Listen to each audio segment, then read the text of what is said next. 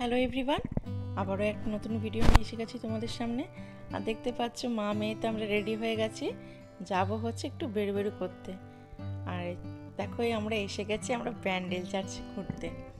বিয়ের পর আমরা 3বার আমি গেছি ব্যান্ডেল চার্চ। মিষ্টু হওয়ার আগে একবার আর মিষ্টু হওয়ার পর 2বার। 2022-এ একবার গেছিলাম আর 2023-এ। যেহেতু 25 ডিসেম্বরের আগে গেছি তাই প্রচুর ভিড় ছিল দেখো, কারণ 25শে ডিসেম্বর আর 1 জানুয়ারি হচ্ছে চার্চটা বন্ধ থাকে। আর এখানে দেখো কি সুন্দর সুন্দর মাথার ব্যান্ড বিক্রি হচ্ছে ফুলে। আর যেহেতু ভালো লাগছিল তাই আমি একটা মিষ্টির জন্য কিনেই ফেলেছিলাম। খুব সুন্দর লাগছিল ব্যান্ডগুলো। আর এই দেখো মিষ্টুকে পরিয়েও দিয়েছি। কেমন লাগছে মিষ্টুকে অবশ্যই তোমরা কিন্তু কমেন্ট করে জানিও। আর দেখো সামনেই যেহেতু ক্রিসমাস তাই ব্যান্ডেল চার্চটাকে কি সুন্দর করে সাজিয়েছে, খুব সুন্দর করে সাজিয়েছে। দেখো এখন আমরা ঢুকে যাচ্ছি ব্যান্ডেল চার্চে। আর এখানে তো লেখাই আছে, দেখতেই পাচ্ছ যে গির্জা দর্শনের সময় সকাল 8টা থেকে বিকেল 4:50 পর্যন্ত। আর খুব লোকজনের ভিড় ছিল সেই দিন।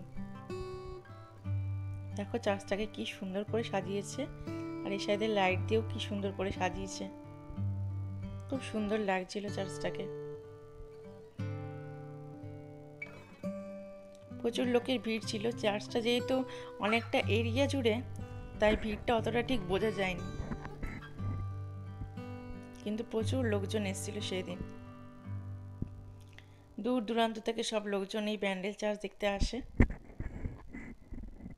আর মিষ্টু তো খুব এনজয় করছিল।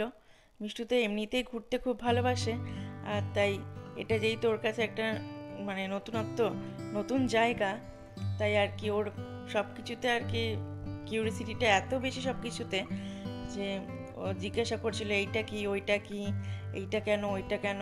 আর তাই ঈশানের হাত ধরে ধরে ঘুরছিল আর ঈশানকে বারবার জিজ্ঞেস করছিল, আর ঈশানও ওকে বোঝাচ্ছিল।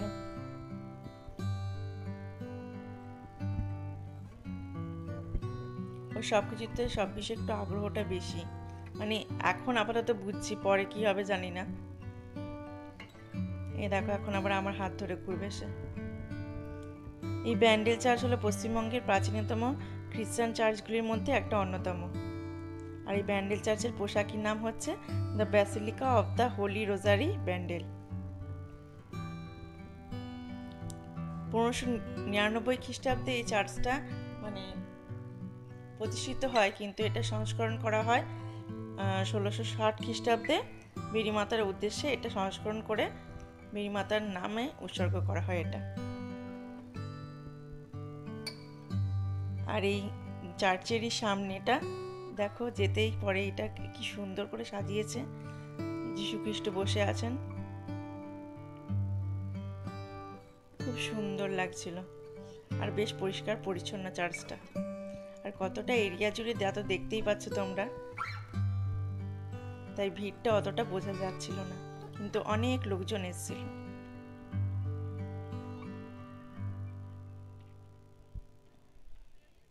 দেখেছো সব লোকজনের ভিড় কিরকম।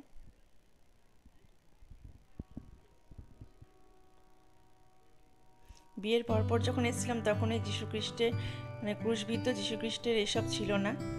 এগুলো পরে আর কি নতুন করে সাজিয়েছে, চার্চটাকে আরো ভালো করে মডিফাই করেছে।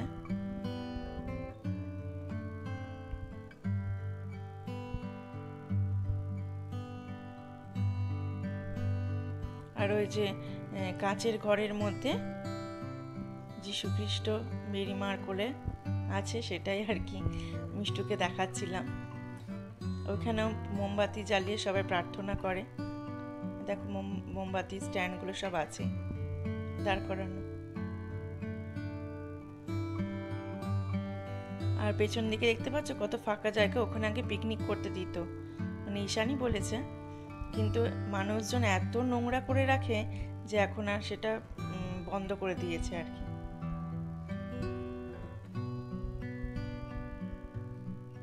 চারপাশটা দেখো কি সুন্দর পরিষ্কার পরিচ্ছন্ন। ছোট বাচ্চা থেকে শুরু করে বয়স্ক সবাই এসেছে এই ব্যান্ডেল চার্চ দেখতে। সব নিজ মনে সেলফি তুলছে, মানে রিলস করছে, কত কিছুই না করছে। এটা এখানে লেখাই আছে ফাউন্ডের, এটা হচ্ছে আবিষ্কার হয়েছিল 1599 খ্রিস্টাব্দে। পরে এটাকে ভালোভাবে সংস্করণ করা হয় মেরি মাতার উদ্দেশ্যে 1660 খ্রিস্টাব্দে। এখন আমরা দেখো চার্চের ভেতরের দিকে ঢুকছি। ভেতরে যেহেতু একদম ভেতরে যেহেতু ক্যামেরা অ্যালাউ ছিল না, মানে ওই যেখানে প্রার্থনা করে, তাই সেখানে ভিডিও আমি করতে পারিনি। এটা ওই ওপরে যাওয়ার সিঁড়ি, এখান দিয়ে আর কি চার্চে একদম ওপরে যাওয়া যায়। আর এখানে সব পয়সা ফেলে নিজের মনস্কামনা পূর্ণ করে। দেখতেই পাচ্ছ কত পয়সা পড়ে আছে। এই সিঁড়ি দিয়ে উঠলে একদম চার্চের ওপরে উঠে চলে যাওয়া যায়। আর সেখান থেকে অনেকটা দূর দেখা যায় আর কি, মানে প্রায় ব্যান্ডেলের কিছুটা অংশ হলেও শহরটাকে দেখা যায়। ব্যান্ডেল শহরের কিছুটা অংশ হলেও দেখা যায়। আর দেখা যায় হচ্ছে গঙ্গা নদীকে, সামনেই যেহেতু গঙ্গা, চার্চের একদম সামনে 5 মিনিট সময় লাগে হয়তো হাঁটা পথে, তাও কিনা মানে তারও হয়তো কম সময় লাগে। একদম ওপর থেকে গঙ্গা নদীকে দেখা যায়। আর ওপর থেকে দেখো নিচটাকে কি সুন্দর লাগছিল। আর পাশে সেই সাদা সাদা বিল্ডিংগুলোকে দেখতে পাচ্ছ, ওইটা হচ্ছে খ্রিস্টান মিশনারি স্কুল, একদম চার্চেরই পাশে। আর এই দেখো দূরে দেখা যাচ্ছে গঙ্গা নদী, খুব সুন্দর লাগছিল চারপাশটা।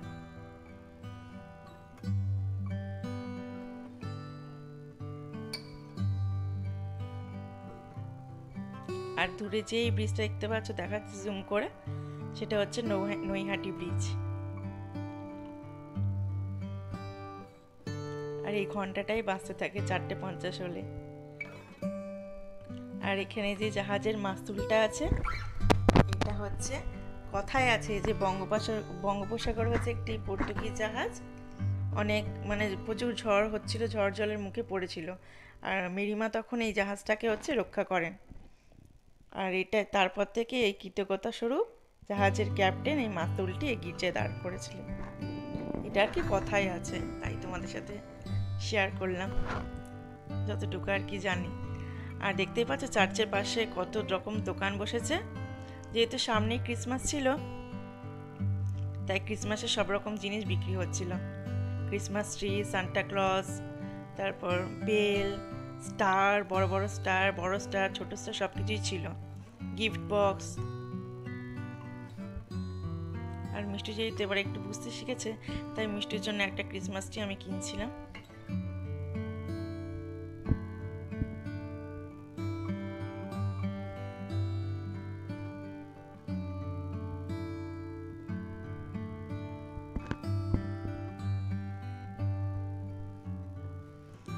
এই বড় বড় বলগুলো দেখছিলাম, খুব সুন্দর লাগছিল, বড় ছোট সব কিছুই ছিল। এই দেখো বড় বড় স্টারগুলো কিরকম ঝুলছে, সান্টার টুপি, ছোট সান্টা, বড় সান্টা, সব কিছুই ছিল।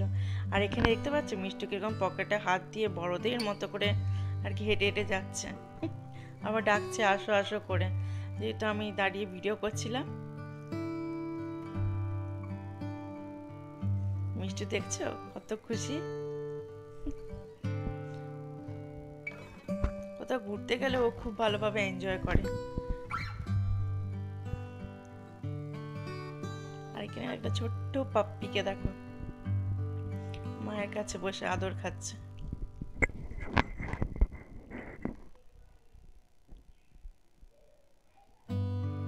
একদম উপরে যে জাহাজের মাস্তুলে যে ছবিটা দেখিয়েছিলাম, ওখানেও প্রার্থনা করে সব বড় বড় মোমবাতি জ্বালিয়ে, বড় ছোট মানে বিভিন্ন রকমের মোমবাতি জ্বালিয়ে সব প্রার্থনা করে থাকে। চার্চ আমাদের ঘোরা হয়ে গেছে, আর তাই বাড়ি যাওয়ার আগে একটুখানি মানে চুটুর পুটুর খেতে ইচ্ছে করলো, আর তাই আর কি পাপড়ি চাট কিনে ফেললাম। আর মিষ্টি দেখো এদিকে ফুচকা খাচ্ছে। ভাত খেয়েই আমরা এসেছিলাম।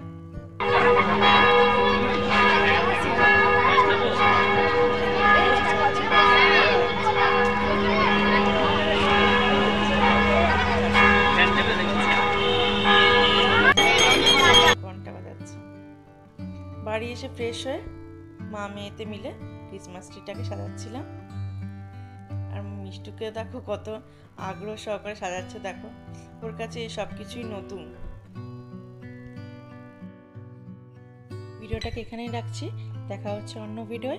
ততক্ষণ তোমরা ভালো থেকো, সুস্থ থেকো, বাই।